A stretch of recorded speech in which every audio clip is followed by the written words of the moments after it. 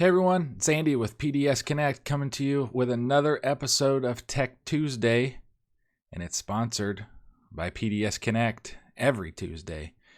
We're the only locally owned and operated internet provider in all of Morgan County. Today we're going to be talking about Wi-Fi and what the difference is between Wi-Fi and the internet. A lot of people call us and they say, well, hook me up with your Wi-Fi. Well, Wi-Fi and internet is quite different. But they say, Andy, isn't Wi-Fi and internet the same? Definitely not. Wi-Fi is a data transmission inside your home that transmits data between your devices and the router. So inside your home, you could have many devices. You could have refrigerators. You could have phones. You could have laptops, TVs. All those things is transmitted between that device and your router in your home, not between your device and the internet. So if you can't get to your router, you can't get to the internet.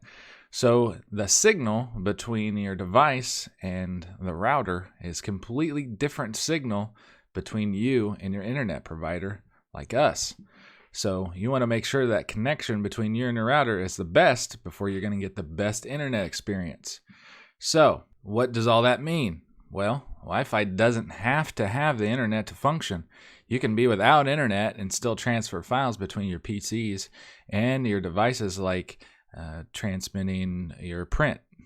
So if you want to print something from your PC or your phone to your printer, that can still work. It doesn't need the internet to do so. It just needs a connection between your router and your device. Now, but what's that signal that's on the top of my phone that says it's so bad? Well, there's two different signal bars on your phone. Every phone's a little different.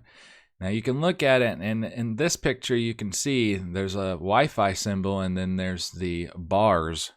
The bars, that's your connection between you and your cellular provider. The other one is your Wi-Fi symbol with a little up and down arrow. That's your transmission between your device and the router and the internet. So if you see the up and down arrows, that means it's either uploading or downloading something from the internet, usually when it's updating an app or something like that. So those are going to be two different signal strengths. One is, like I said, your cellular signal, and one is your Wi-Fi signal. That Wi-Fi signal is the signal between you and your router, not between you and your internet provider like us. So if that signal is really bad, you're going to have a very bad experience of the internet. So you want to make sure that signal is always very good. So if you're very far away from your router, you're probably going to have a very weak signal. Or if you're in a big neighborhood with lots of people and lots of other routers, you're going to have a very bad experience on your Wi-Fi. Now we're going to come up with some tips here at the end of this and let you know how to help those things. A lot of people will call and they'll say, my laptop, the signal's horribly weak, Andy. What do I do? Your internet's just horrible. Why is it doing this? Well, it's not your internet provider. It's the signal between your laptop and your router. Again, you can see down in Windows 10 at the bottom right-hand corner, you can bring up your Wi-Fi window. And the Wi-Fi window will tell you all the different access points that it sees. And you can see which ones are stronger, which ones are not. And you can see the bars right next to it as you go by. You can see this one, horrible, not a very good connection, but it still sees it. So that's part of interference between you and your router. And as you go up to the top, this one has the best signal, and that's what it's connected to. So you want to make sure that your laptop is either close to your router or it has the best signal. And there's a lot of different frequencies that your router can use. So you want to make sure that it's on the best frequency. And why I say that is because there's tons and tons of routers. Everyone has a router. And what that means is there's only a limited amount of channels that a router can use. In this image, you can see that there's about 11 channels that you can use. And this is an overlap down to channel 13. But these are all routers that a device can see with a Wi-Fi analyzer, and you can use that to troubleshoot your connection. So if you see or if you feel like the internet's just very slow and you're in a big, huge apartment complex, or you're in a huge neighborhood where there's houses very close to you, you can use a Wi-Fi analyzer. Usually they're free of charge, definitely on Android devices. you can look at those and be able to see what your devices see. No one has made Wi-Fi goggles before, so you won't be able to see them with your eyes. So you'll have to download a program like this to be able to see it. Now, this isn't your internet provider's fault to have this much interference in your neighborhood.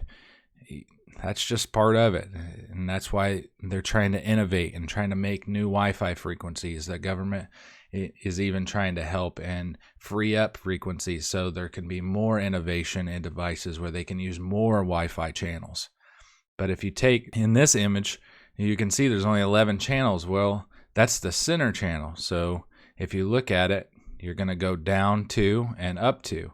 So that's going to be about the width of a channel is going to be that much. You can see the hump right there. Then there's another hump here, and then there's another hump here. That means there's 3 channels to use, and there's maybe hundreds of people using those 3 channels. So sometimes they're going to interfere with each other, just like static on a TV. So just make sure that you're using the best channel and the one that isn't being used as much. You can see these people used a different center channel than channel 1 or channel 11 or channel 6. They use channel 4, and that they have a little bit less of a gap here that they can use that efficiently. So use those Wi-Fi analyzers that will help you tremendously with your Wi-Fi signal, and then you can have a better experience with your internet provider. Tips: dual band router. If you haven't upgraded your router in the last 3 to 5 years, you're going to need to do that now.